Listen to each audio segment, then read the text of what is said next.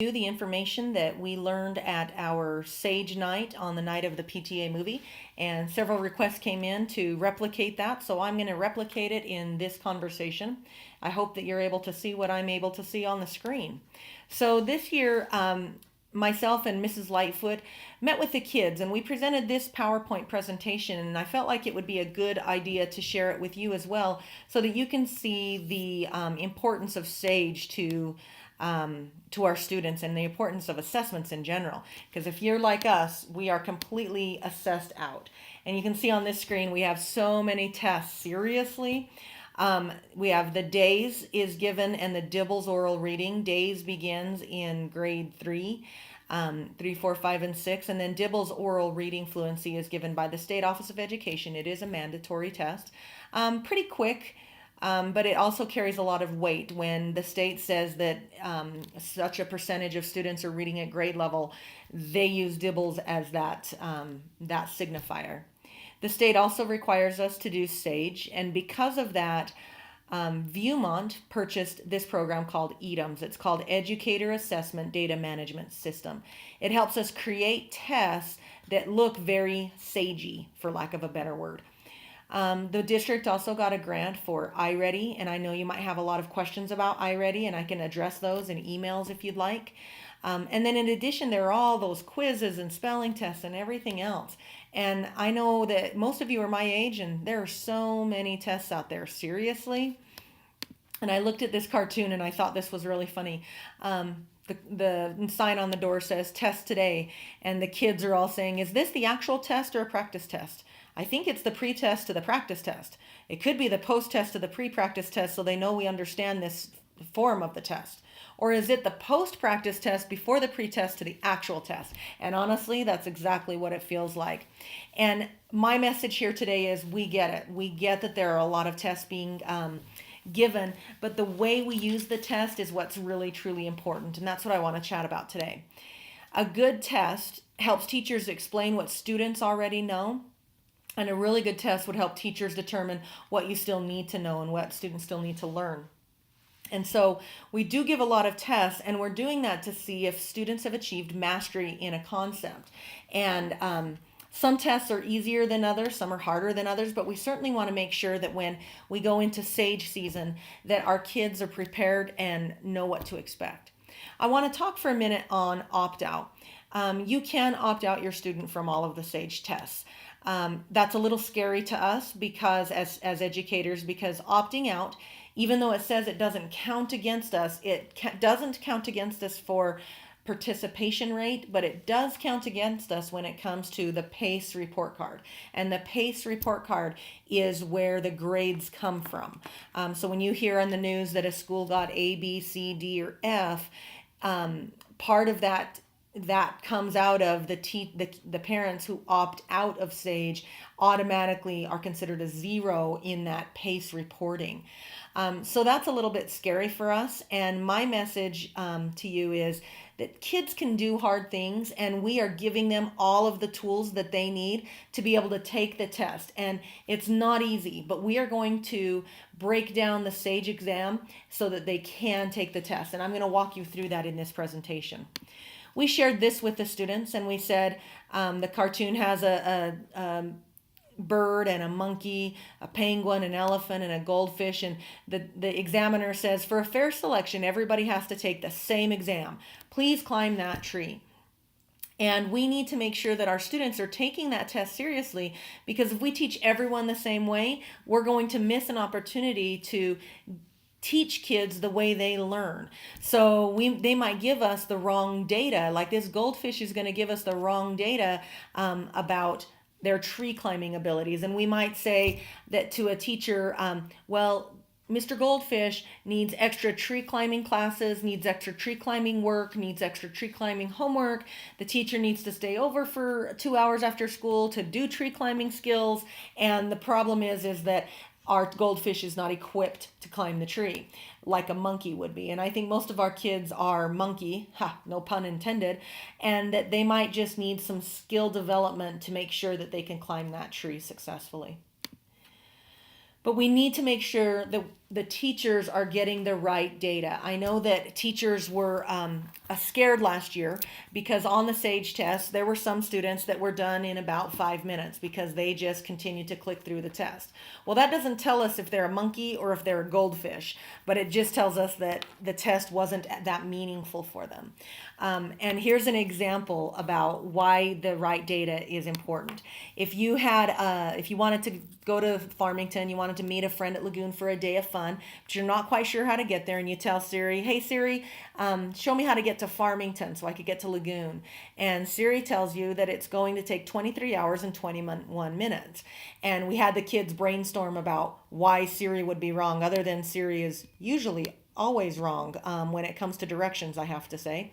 But we talked to the kids about how there's 35 other Farmingtons in the United States, including the one in Michigan.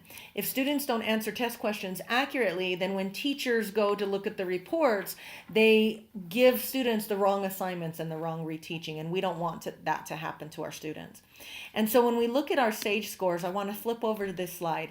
This data is a year old. This is this year's fourth grade in ELA, English Language Arts. So our fourth grade students this year, this is how they compared across the district. So we have Murray School District here at 47%.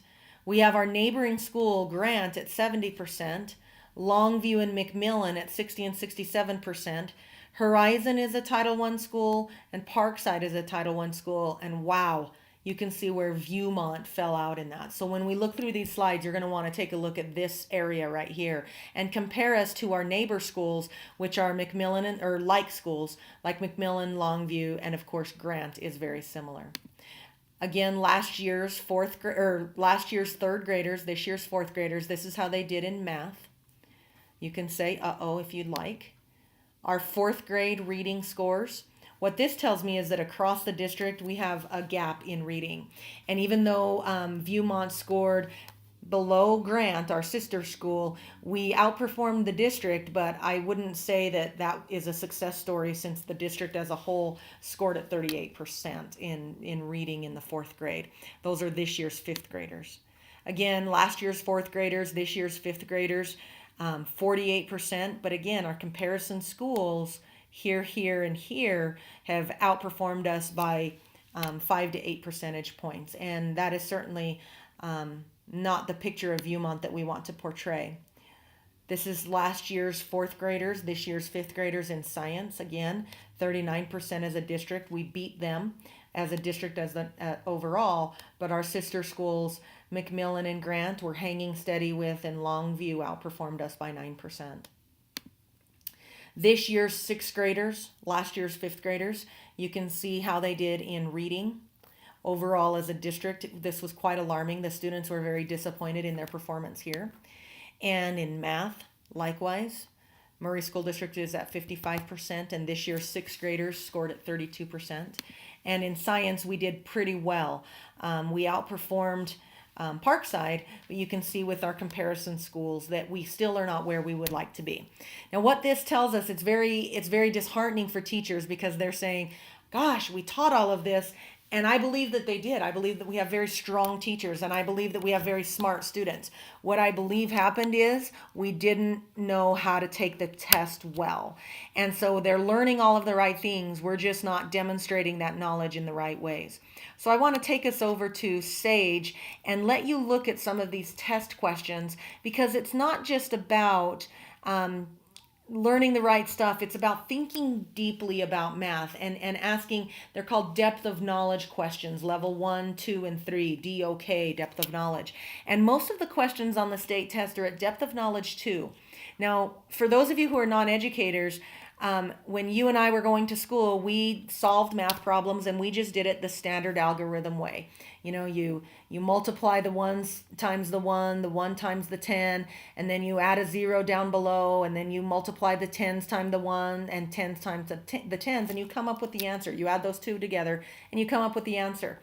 And in SAGE, as all tests across the nation, they don't care about the right answer. What they want to know is kids' thinking and conceptual understanding of why those two numbers create that answer. So sometimes in SAGE, they will give you the right answer to the problem, and they want you to now say, okay, knowing this is the right answer, what makes statements true, or how would you use that information in real life?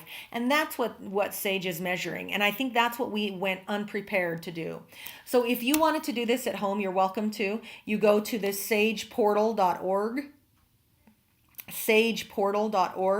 and you can find some training tests. If you go over here to the right hand side, you see training tests, little training wheel, and if you click on that, it brings you to this, and you're welcome to read this. This is about the purpose of SAGE, what things are tested, and in what grade levels. That's good information. But if you want to get right into the training test, if you click on that, and it might take just a few minutes to load, and it goes into what's called a secure site.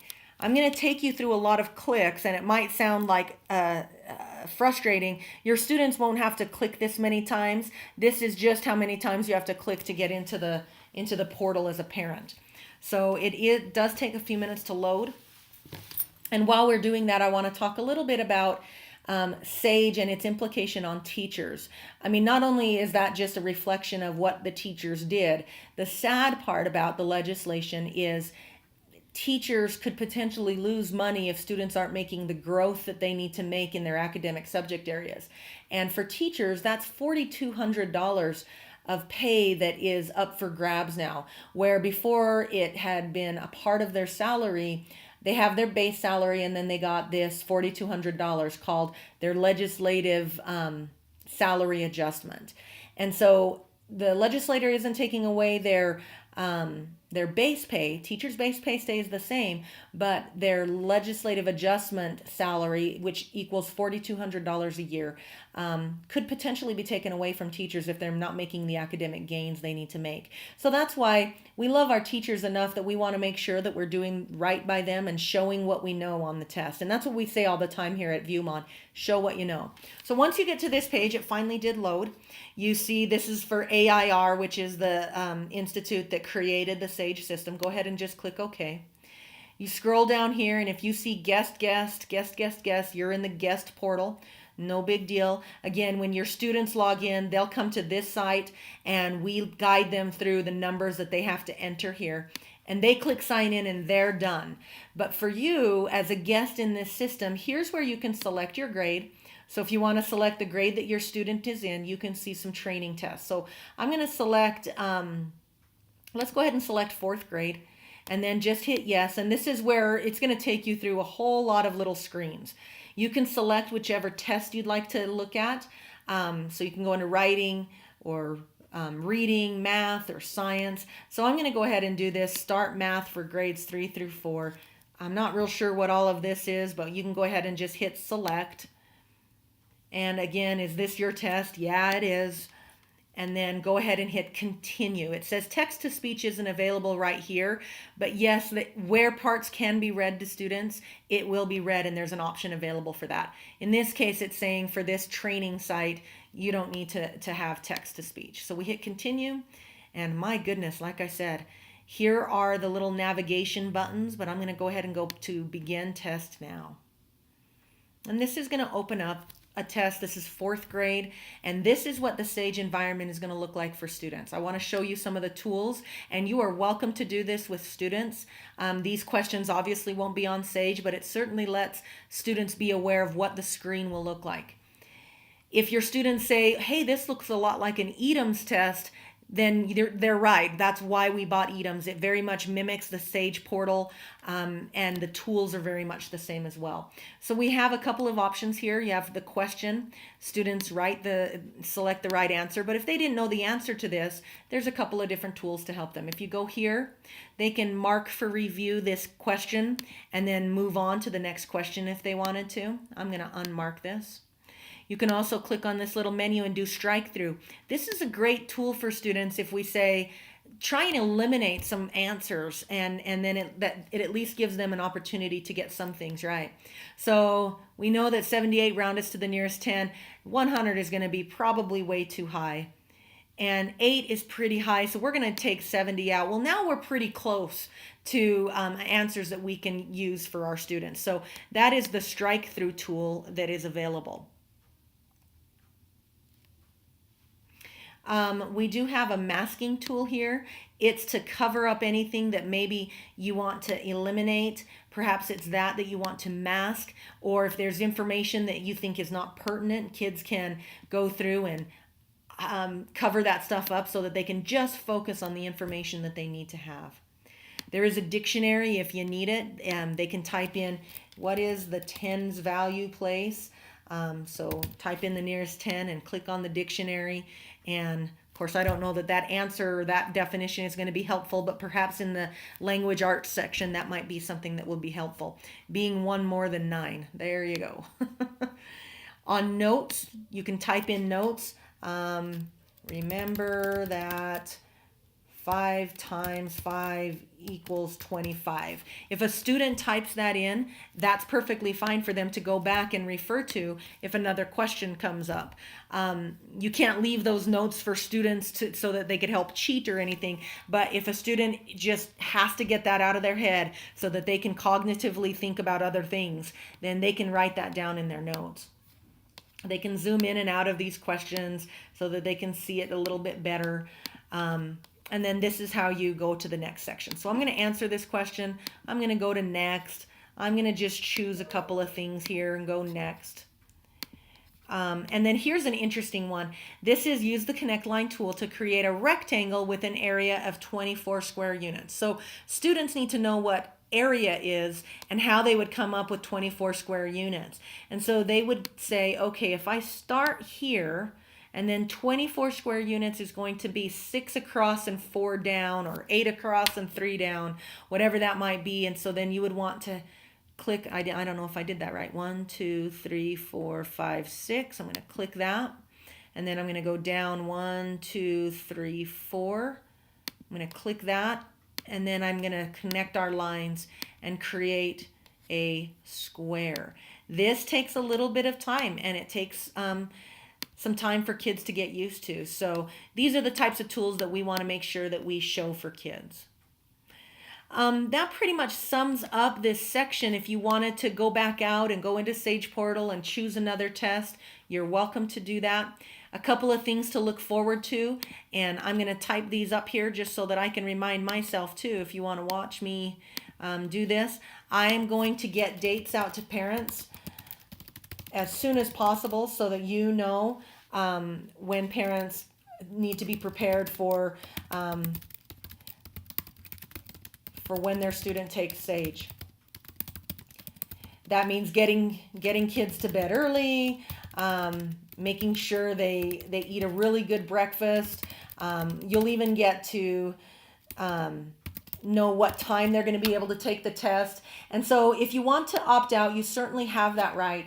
But I do want to chat with you about that if that's something that you want to do. But that sums it up. But remember, we get it. There's a lot of tests, but we also know that your students have all of the tools and they have all of the knowledge. So knowing that, the test shouldn't be hard for them because they really can show what they know.